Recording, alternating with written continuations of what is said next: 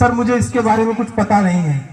तो बोले वहां से आओ और डायस पे खड़े होकर यही कहो कि मुझे कुछ नहीं पता है। मैंने मन मन में गुरुजी को बहुत अच्छी अच्छी बातें कही कि मुझे इंसल्ट करना चाहते हैं, यहाँ बुलाना चाहते हैं। तो लेकिन उन्होंने मुझे बुलाया और मैंने केवल 4, 5, 7 लाइनों में अपनी बात कही। और विश्वास मानिए, सामने बैठ के जो मैं शरारत करता था, मेरी 1 मिनट में समझ में आ गया कि वहां बैठना और यहाँ बैठने में जमीन आसमान का अंतर है। जो सारे लोग जो मेरे साथ के साथी थे, विद्यार्थी थे उसी विभाग के, उन सारों को मैं पहचान नहीं पा रहा था। मेरी टांगें कांप रही थी और जो है गला भर्रा गया था, पानी पीने का मन कर रहा था, मुंह लाल हो गया केवल 4-5 लाइन बोलने में। उसके बाद जब दुनिया के सामने खड़ा होना सीखा, तब समझ आया कि तब गुरुजी दुनिया के सामने खड़ा होना सिखा रहे थे।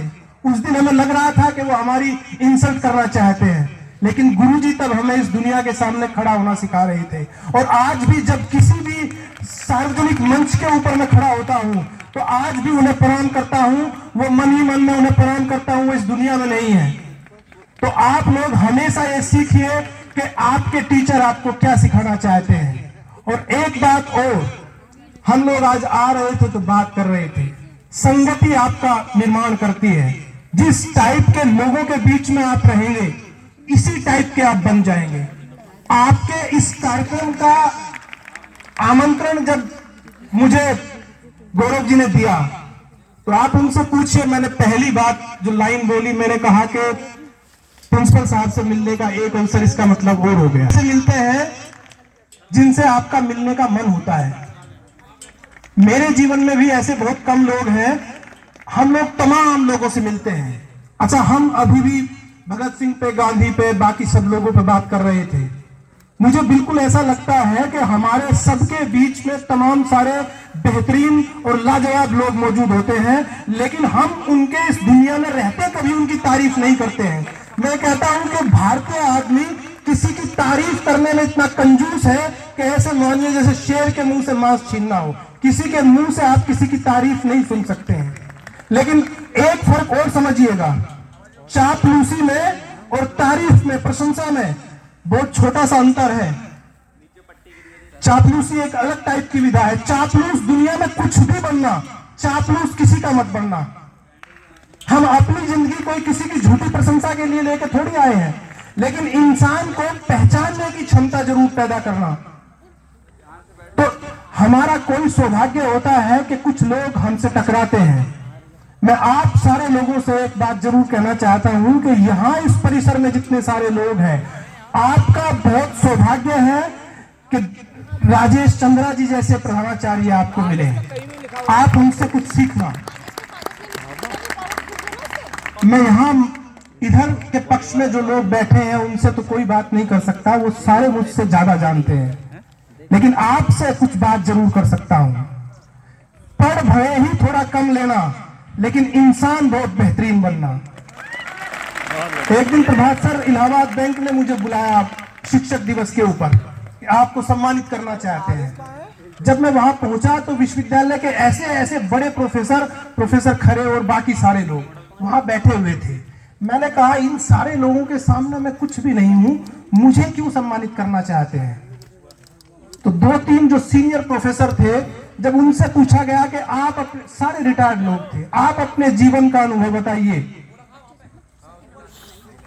जीवन जो एक व्यक्ति होता है, हम लोग कहते हैं कि साहब जब कोई एक बेहतरीन बुजुर्ग जिसके अंतिम संस्कार में आप पहुंचे और आपको लग रहा है कि वो चिता नहीं जल रही होती है, एक लाइब्रेरी जल रही होती है, तो बेहतरीन लोगों के संपर्क में आने का मतलब है कि उनकी जिंदगी के सारे इतने सारे अनुभव आपको सीधे डायरेक्ट मिल रहे हैं। तो जब उन लोगों से पूछा गया कि आप अपना निचोड़ बताइए, तो उन्होंने कहा कि तमाम सारे छात्र निकाले, कुछ ज्यादा ऊपर तक पहुंचे, बहुत बेहतरीन लोग बन गए, पैसा कमाया, बड़े आदमी बने, कुछ बेहतरीन इंसान बने। अगर हमसे अब पूछना चाहते हो तो हमें लगता है कि हमारी कमाई यही है कि कितने बेहतरीन इंसान हमने बना के तैयार किए हैं।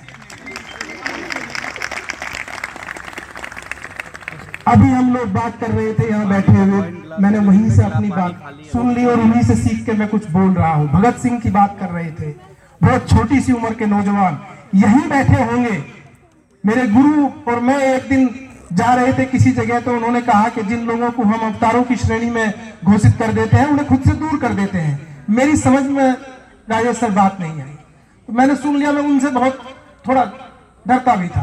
तो लौटते हुए पूछा कि सर वो बात समझ नहीं आई जो आपने कहा था कि लोगों को जब हम अवतार बना देते हैं तो उनसे दूर हो जाते हैं, उन्हें खुद से दूर कर देते हैं। वो बोले कि अवतार को आदमी समझता है कि वो किसी दूसरे प्रोसेस से धरती पे आया है, वो हमारे जैसे साधारण इंसान नहीं है। तो कृष्ण रहे होंगे तो हमारे जैसे साधारण इंसान थे, भगवान बुद्ध रहे होंगे हमारे जैसे साधारण इंसान थे, डॉक्टर अंबेडकर रहे होंगे हमारे जैसे साधारण इंसान थे। आपसे ज्यादा उन्होंने संघर्ष किया। जो आदमी हरावल का काम करता है, जो फ्रंट लाइन पे लड़ता है, वो तो आप सबसे ज्यादा संघर्ष करता है ना। तो ये सारे वो लोग थे जो इसी तरीके से जमीन पे आए, लेकिन उनका संघर्ष देखिए कहां निकले। भगत सिंह कैसा नौजवान, मतलब अभी भी आप उसकी बात करते हैं। प्रभात सर कह रहे थे कि जब मेरे बारे में मैडम बात कर रही थी, तो बोले सबसे अच्छा काम तो यही किया कि नौजवान भारत सभा में इसने काम किया। और आप मानिए कि अगर मैं वो काम नहीं करता तो मैं जिंदगी में सब कुछ छोड़ जाता, कुछ नहीं मुझे आता। मतलब ऐसे नौजवान यहाँ पैदा हुए, और हम कभी में पढ़ते नहीं, हम किन्हें देखते हैं? करप्ट लोगों को, भ्रष्ट लोगों को। ये भ्रष्ट लोग जो जोक की तरह है, इस सोसाइटी को खोखला करता है एक भ्रष्ट इंसान। और हम लोग अगर इस पूरे संघर्ष को जानना चाहते हैं, देखना, जिस आदमी ने डॉक्टर अंबेडकर को केवल पढ़ नहीं लिया, आवाज नहीं आ रही आपकी, डॉक्टर अंबेडकर को अपना लिया, वो आदमी जिंदगी में कभी भ्रष्ट नहीं हो सकता है, और वो आदमी बौद्धिकता से दूर भी नहीं जा सकता है। तो आप लोग उन्हें समझिए, पढ़िए। भगत